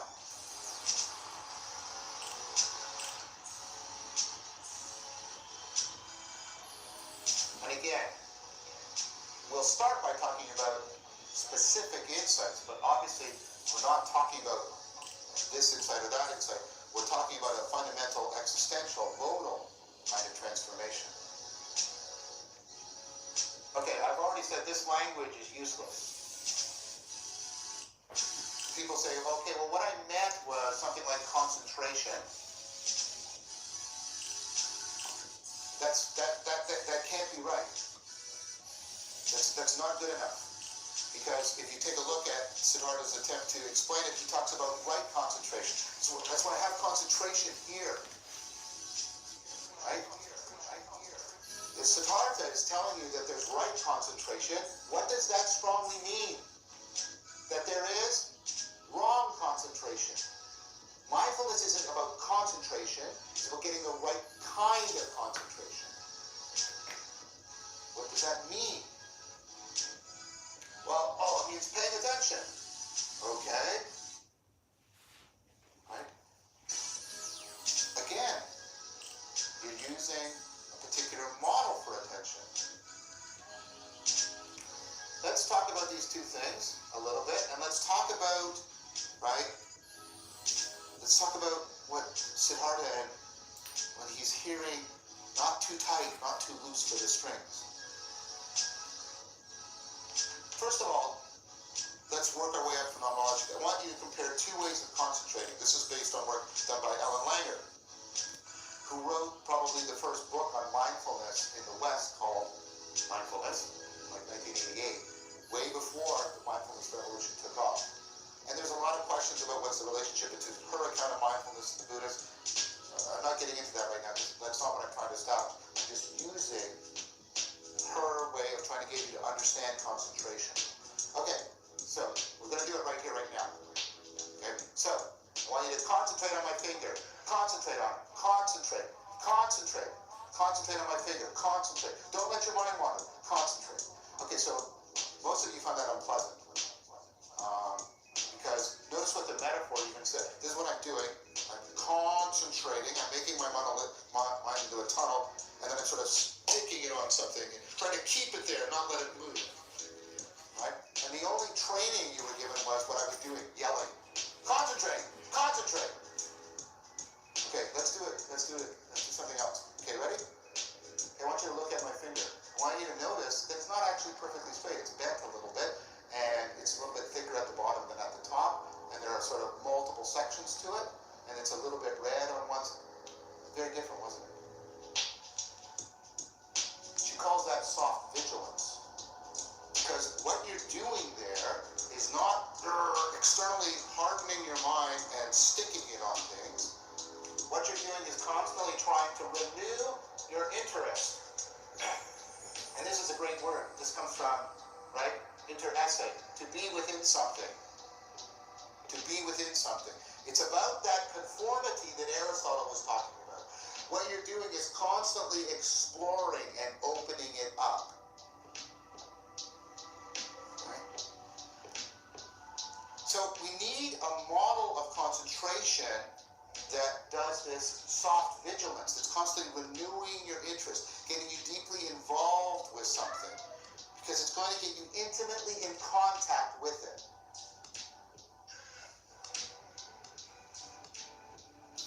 So,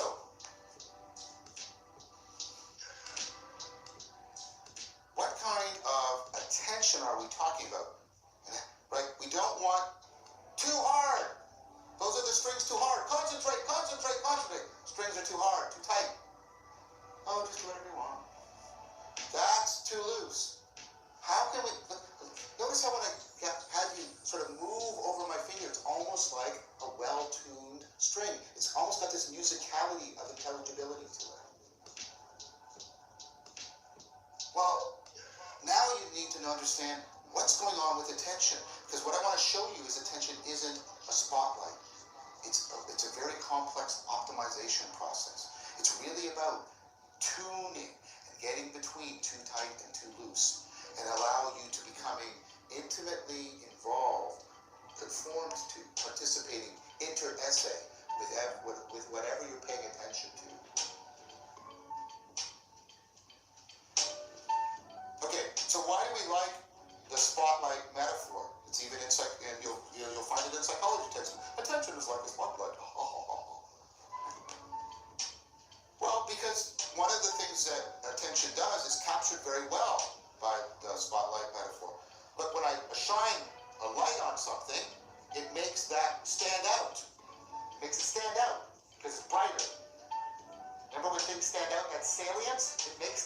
salient. That's what attention does. It makes things more salient. Attention is about, right? Now we're getting some. That's what I was doing here. I was making things salient to you. Features of my figure more salient to you. What's wrong with the spotlight? Well, what's wrong with the spotlight metaphors? Well, it picks up on that attention is about optimizing salience. It's missing so much of what that optimization actually is and how it can be connected to insight. So excellent work done by Christopher Moll. Again, very complex argument, and I'm not going to try and go through the whole thing, but try to get into an understanding that attention isn't something you directly do. Let me try and give you walk and practice. See, walking is something I can ask you to directly do. So you can say, walk, start walking, stop walking, start walking again. Great. But if I say to you, practice, come on, practice. You should say to me, practice what? See, you practice something by optimizing how you're doing something else. By practicing chess, I'm not playing chess and doing some other thing, practicing. To practice chess is to optimize how I play chess. To practice tennis is not to do tennis and some additional secret action, practicing. What I'm doing when I'm practicing tennis is optimizing how I play tennis. Now, Moll's point is you don't directly pay attention. But it's not obvious to you that that's the case because of both the prevalence of the metaphor and how skilled you are at paying attention. But this is how you pay attention. You pay attention by optimizing some other process. That's why when I ask you to pay attention, I can be asking you to do many different things. I can ask you to pay attention and it means optimize your seeing so that it becomes looking and watching. I can ask you to pay attention and it means optimize your hearing so that it becomes listening. I can ask you to pay attention and that means doing the two together. Optimizing your looking and your listening and so that they're coordinated well together. But notice if I say to you, I want you to pay attention, but I don't want you to do that by optimizing or improving anything else you're doing. I don't want you to pay attention by improving your looking, or your listening, or your remembering. I just want you to directly pay attention. Come on, do it right now. Pay attention. You don't know what to do. So you pay attention by optimizing other things you're doing.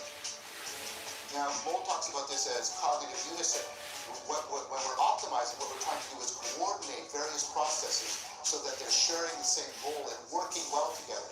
Think about Plato's idea about getting various different systems to work well together. So what we need to understand is, what is attention?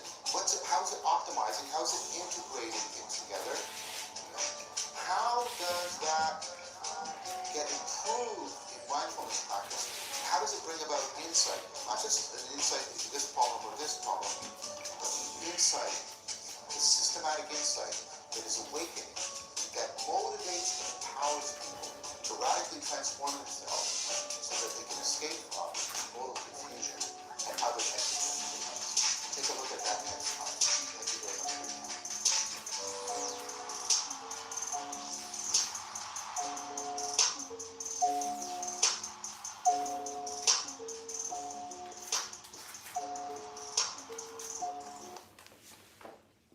So, just finished the meditation and the yoga. I'm going to get into some martial arts workout.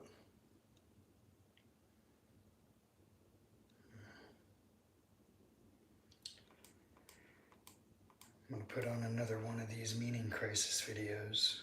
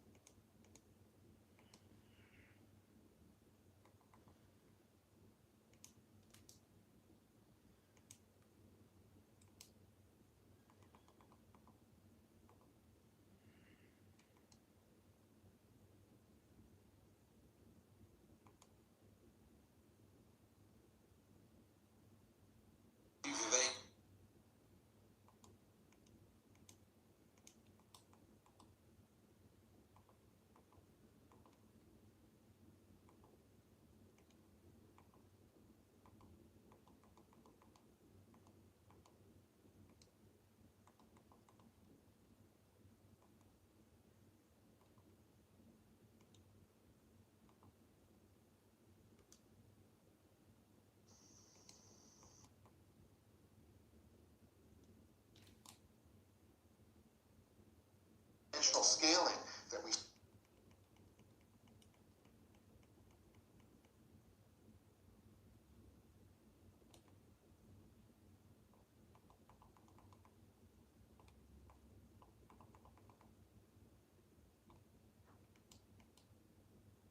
Okay, here we go.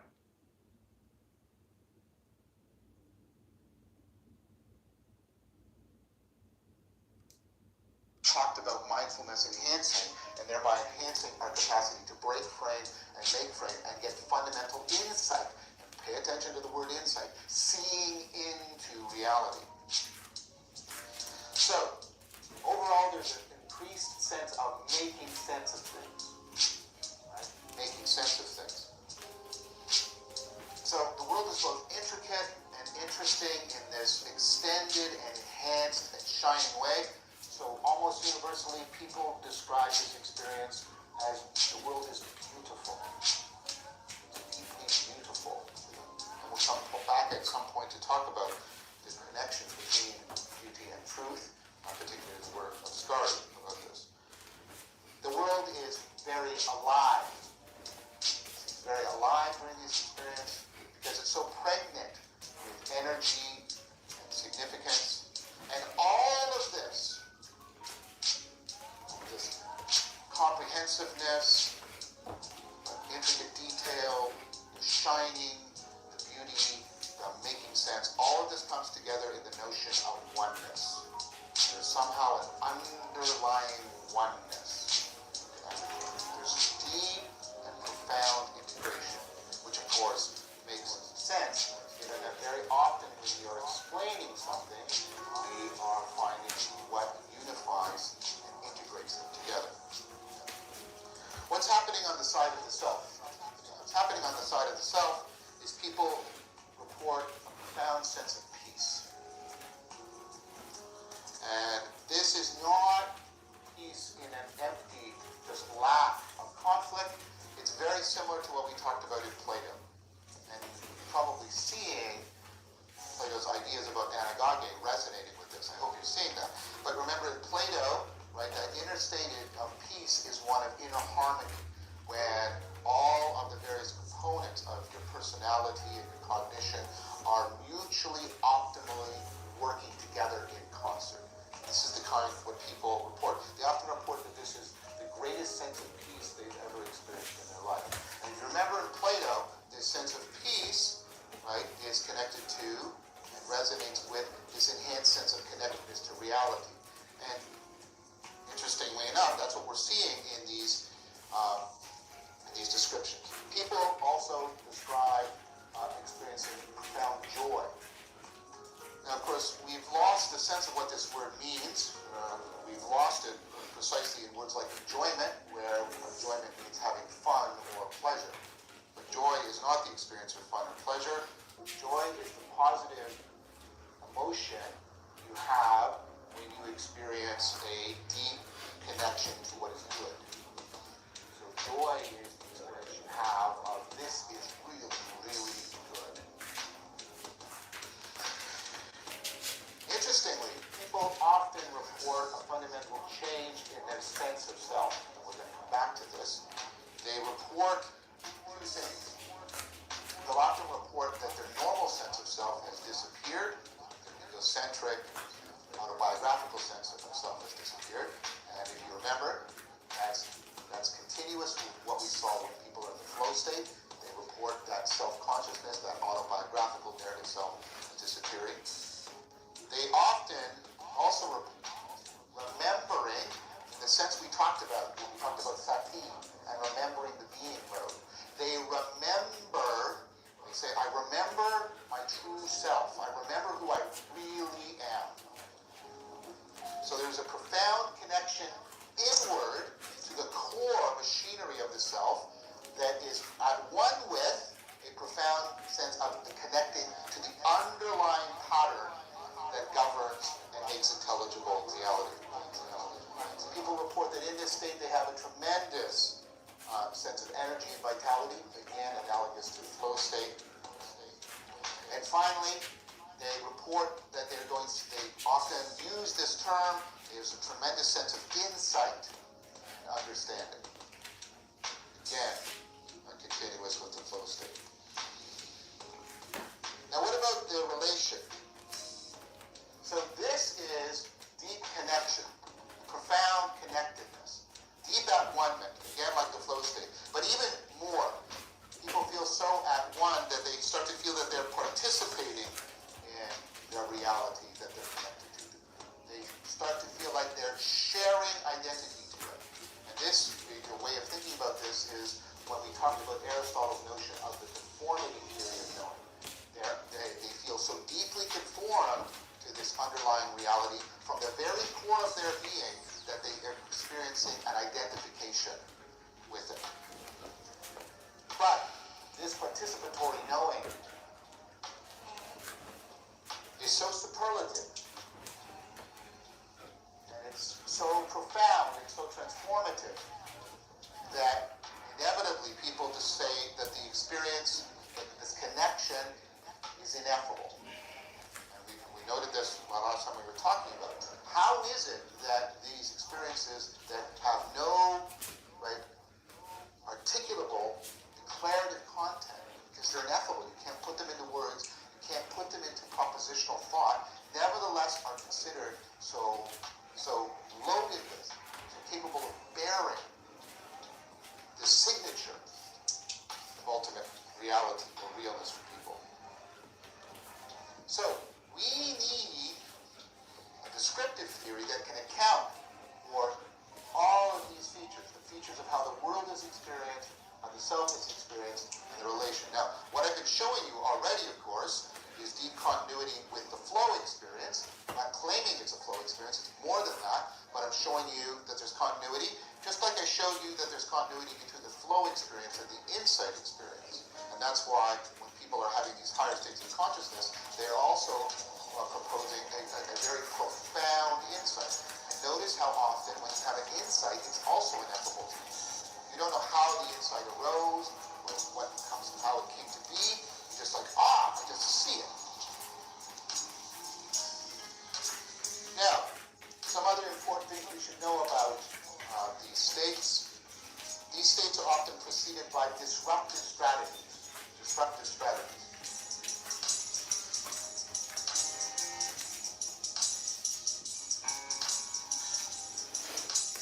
These are strategies that are designed to disrupt your normal cognitive functioning and to alter your state of consciousness. So they can range from very long-term strategies to very short-term strategies. Long-term strategies can be the ones we've already described, like Siddhartha. Siddhartha was engaged for 6 years in these practices, these mindfulness practices of meditation and contemplation, and they bring about a very long-term, incremental, but nevertheless also profound disruption in your normal state of consciousness and cognition. People also can pursue very short-term disruptive strategies. These include things like fasting, sexual and sleep deprivation. If you remember, we talked about how shamans will make use of these strategies in order to induce the shamanic state. They will expose themselves to drumming, chanting. All of these things disrupt your normal level of cognition. And of course, and we talked about this as well, people will make use of psychedelics, precisely because of the way they are so deeply disruptive of your normal cognition and your normal state of consciousness. So, what we know is that combinations, that's a little too strong. What we have some initial good evidence is that combinations of these strategies can be very good. There was a recent experiment coming out of the Griffiths lab in 2018 in which people who were practicing mindfulness and then took psychedelics tended to have a more enhanced experience than people who were just taking the psychedelics, for example. So you can combine the strategies together, they can be mutually supportive. Now what's important for this, and we'll come back and take a look at more carefully in a few minutes, is disruptive strategies are also central to setting up insight. And that should make sense to you, given what we've talked about. You have to do a lot of breaking the frame before you can open up the possibility of making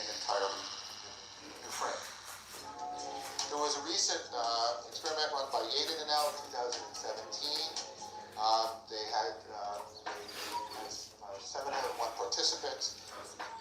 69% of them reported this, what I call ontonormativity, this sense of the enhanced realness of their higher states of consciousness. And this was actually predictive of significant improvement across many dimensions of their life.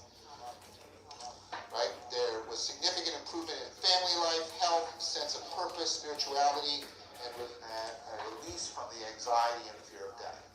So the claim that these states do guide transformation has received empirical backing.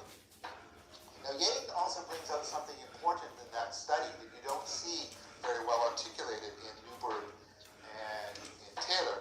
And this is one of the disruptive strategies that people are often using, and it bleeds into the phenomenology. By that I mean the experiential feel and structure of these experiences, right?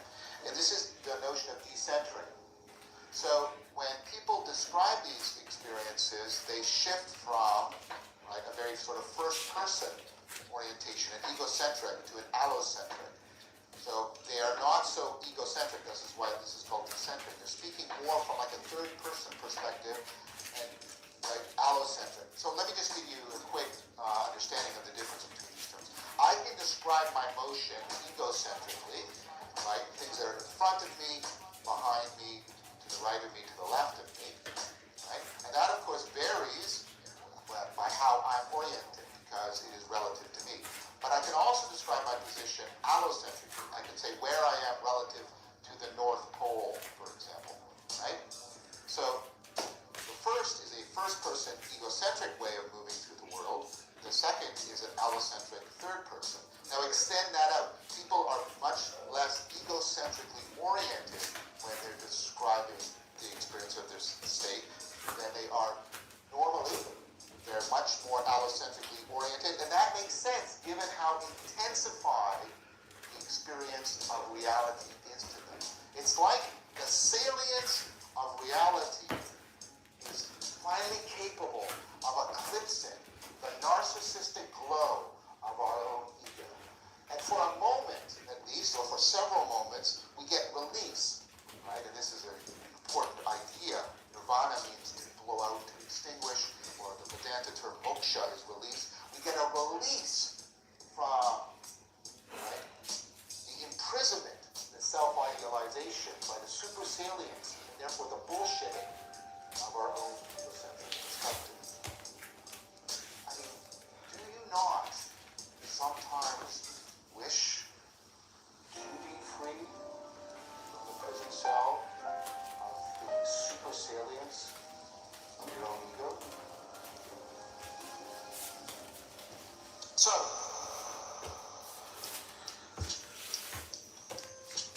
as I've been suggesting to you, these higher states of consciousness have a lot of features of insight. We've already talked about the insight. Remember, we did the 9-dot problem, for example. Those aha moments. Because you get, in that moment of insight, you get a flash insight, you get sort of supersalience, things are making sense to you, you get insight as its own visual, to an underlying pattern, a unity, a oneness that wasn't there before. Your sense of what's relevant and important has been altered. And this ability to radically make sense, to find coherence, an underlying, intelligible, integrated pattern, this we now know from current work is directly predictive of the experience of meaning in life. So Samantha Henselman, whose work I recommend to you, I also got to meet Samantha in person, got to talk to her about this. But what she has is good experimental evidence of the following. If you give people a bunch of scenes that make sense to them, that they can sort of determine an underlying pattern to, and then ask them how meaningful their lives are, they will rate their lives as more meaningful. The act, if you understand, the act of making sense, of finding coherence, actually makes people experience their lives as more meaningful.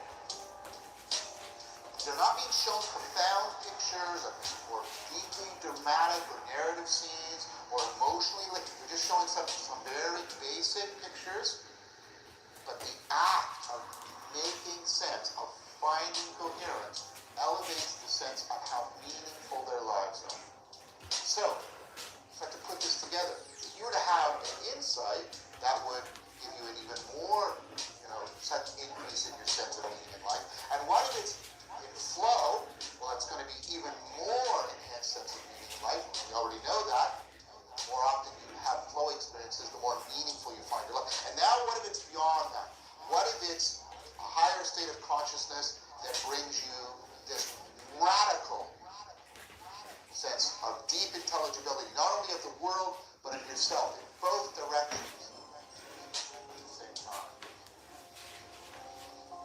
Well, that is going to give you a profound sense of increased meaning in life. Now, if you get, I put this together, if you get enhanced meaning in life, coupled to an enhanced sense of understanding, and it actually does guide you in improving your life, that is going to build a tremendous amount of confidence in you. You found a path towards self-transcendence. Wisdom. You can start to understand some of the Buddha's concepts. Now, what do we know about these flashes of insight? Well, Tobolensky and Lieber in 2010, this is a different Lieber, not the implicit learning Lieber, right, talked about how insight is a fluency spike. Although it's related to flow, it's not the same thing. Fluency is it's a general property of all of your cognitive processing. So, how can we understand it? Well, initially people thought that fluency was a sense of how easy it was to process things. So the basic idea is, if I make it easier for you to process information, you will rate that information as better, more trustworthy, more believable, regardless of the actual semantic content. So for example, compare this, right, to this. The contrast isn't as great. And if I were to get you to read some text in black and the exact same text in the orange, you will rate what you read in the black as better, more confident in it, more likely to be true. The semantic content is exactly equal. It's because it's easier for you to process the black and white contrast than the orange on white contrast. Now, it turns out it's not quite ease of processing, just because simply repeating the stimulus doesn't trigger this sense of fluency. It's more like how accessible information is, how applicable it is. I would argue that it's how well your system is zeroing in on, right, the relevant information. How much has the information been formatted for you so that you can zero in on relevant information? A way of thinking about this to help make sense of it is our discussion of psychotechnologies. Alphabetic literacy made your cognitive processing more fluent, and that improved your ability, your cognitive power, and by improving your cognitive power, that gives you an enhanced sense of how real and important the information you're processing is. So the idea here is, when you are fluent, you are processing information very efficiently. You have, according to Tobolensky and Lieber, when you have an insight experience, what you're getting is a sudden spike in fluency. You're getting a significant increase in how fluently you're processing, and therefore you start to judge the information that you're processing therein as likely being more real. Now, is this an absolute perfect rule? No. But the fact that it's domain general, the fact that it seems to be part of our evolutionary heritage, and there's also some independent logical argumentation indicating that this fluency heuristic that your brain uses is actually a very good strategy. it's very generally the case, not perfectly, not certainty, but very generally the case that in real world situations, if you are processing them very fluently, you are picking up on the real patterns. So insight is zeroing in. And then we talked about flow as an insight cascade, which is even more zeroing. And it's coupled to implicit learning, in which you're picking up on bigger patterns that you're not consciously aware of. You can't put them into declarative utterance. See what's happening here? So in the higher states of consciousness, as you start to move towards the higher states of consciousness, like flow, you're getting this enhanced fluency, so your brain is working very optimally, and implicit learning is picking up on very complex patterns, and you're tending to zero in on the causal ones rather than the correlational ones, using all of this machinery we've already discussed. Because, as I mentioned, in the flow state, you're starting to get a lot of the features of mystical experiences, and ultimately those mystical experiences that can be transformative by enhancing meaning in life, your sense of connectedness to realness. You get the at one minute in the flow state, the radical loss of self-consciousness, not egocentric.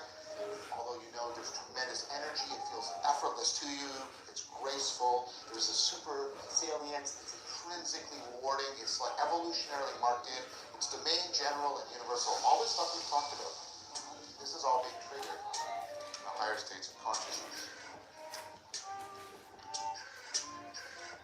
Okay, so this leads to a hypothesis I want to present to you.